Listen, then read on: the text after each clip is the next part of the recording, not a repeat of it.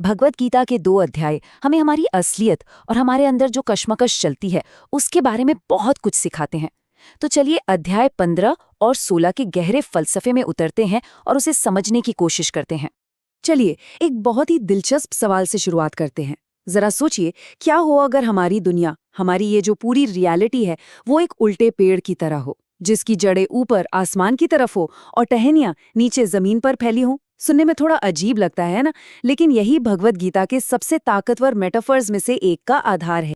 और ये ख्याल सीधा गीता से ही आता है, जहां इस भौतिक दुनिया की तुलना एक बहुत बड़े उल्टे बरगद के पेड़ से की गई है।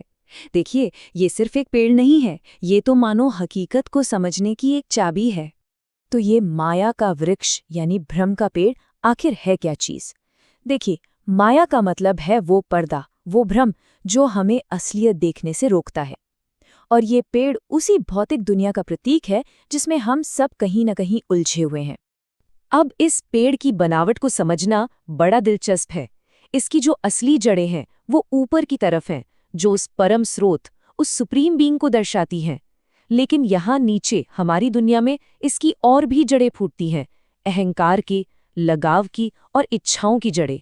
और यही वो जड़ें हैं जो हमें कर्म के बंधन में बांधती हैं, मतलब हमारे कामों और उनके नतीजों का वो चक्कर जो हमें इस दुनिया में बार बार वापस लाता है। यहाँ एक बहुत जरूरी बात यह है कि हम इस पेड़ के असली रूप को सीधे सीधे अपनी आंखों से नहीं देख सकते। ये एक प्रतीक है, एक तरह का नक्शा जो हमें उस हकीकत को समझने में मदद करता है जो हमारी आम समझ से परे है।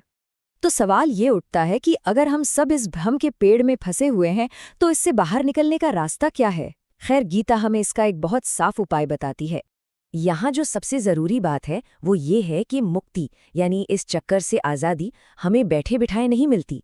इसके लिए कोशिश करनी पड़ती है, एक एक्टिव एफर्ट लगता है। हमें आत्मज्ञान और वैराग्य यानी दुनिया की चीज़ों से मोह न रखने की जो समझ है, उसकी एक मजबूत कुल्हाड़ी से इस लगाव की जड़ों को काटना होगा।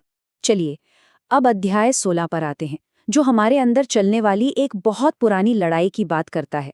ये लड़ाई है 2 तरह की सोच की, 2 तरह की प्रवृत्तियों की, जो हम सभी के अंदर मौजूद हैं। और ये समझना बहुत जरूरी है कि ये कोई लेबल नहीं है कि कोई इंसान दैवीय है और कोई आसुरी नहीं। ये असल में हमारे गुणों के, हमारी आदतों के 2 अलग अलग से सेट्स हैं। एक सेट हमें आज़ादी की ओर ले जाता है और दूसरा हमें और भी गहरे बंधनों में जकड़ता है। ये स्लाइड इन दोनों के बीच का फर्क बिल्कुल साफ दिखाती है। एक तरफ है दैवीय गुण, जैसे निडर होना, मन का साफ होना, दया भाव रखना, और दूसरी तरफ है आसुरी गुण, पाखंड, घमंड और गुस्सा। ये असल में जिंदगी जीने के 2 बिल्कुल अलग अलग रास्ते हैं। गीता हमें उस इंसान के मन के अंदर झांकने का मौका देती है जिस पर आसुरी गुण हावी हैं।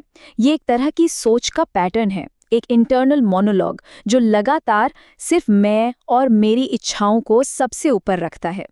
इसकी शुरुआत होती है पैसे और इच्छाओं से। इंसान सोचता है, आज मैंने ये हासिल कर लिया, कल वो भी कर लूंगा, मेरे पास इतना है और भी होना चाहिए।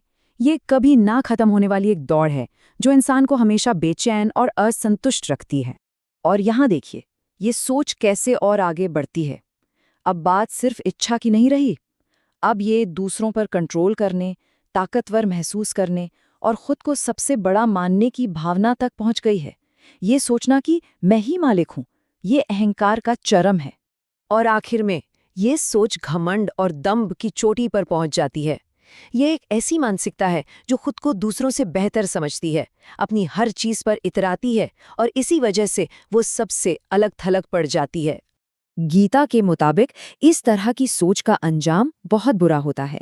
अहंकार और सिर्फ अपनी खुशी का ये रास्ता आखिरकार इंसान को बर्बादी की तरफ ले जाता है, जिसे यहाँ एक घिनौने नरक का नाम दिया गया है।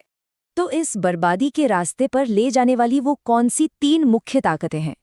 गीता हमें एक बहुत खास चेतावनी देती है, जिसे नरक के 3 द्वार कहा गया है। गीता में 3 ऐसी विनाशकारी शक्तियों के बारे में बताया गया है जिनसे हमें हर हाल में बचना चाहिए।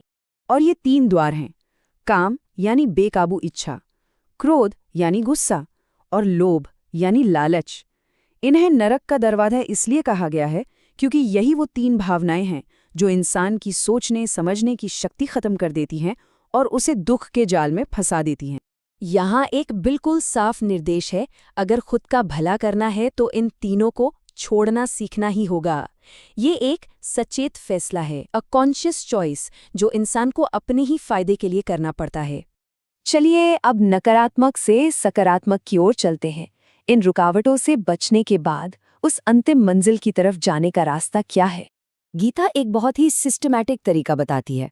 पहला कदम लगाव की जड़ों को काटना, फिर उस परम स्रोत की शरण लेना, इसके बाद अहंकार और भ्रम पर जीत हासिल करना, और आखिर में उस मंजिल को पा लेना जहां से फिर कभी लौटना नहीं पड़ता।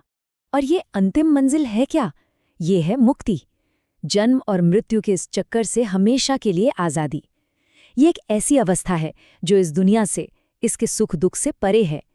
एक ऐसी जगह है जिसे सूरज या चांद भी रोशन नहीं कर सकते। ये एक परम और स्थायी आज़ादी है। और अंत में एक सवाल जो हमें सोचने पर मजबूर करता है। गीता सलाह देती है कि क्या सही है और क्या गलत। इसके लिए हमें शास्त्रों से मार्गदर्शन लेना चाहिए। ये हमें सोचने पर मजबूर करता है। आज की इस भाग-दौड़ भरी दुनिया में हम मार्गदर्शन के लिए, अथॉरिटी के लिए किस पर भरोसा करते हैं? ये एक ऐसा सवाल है जिस पर हम सबको विचार करना चाहिए।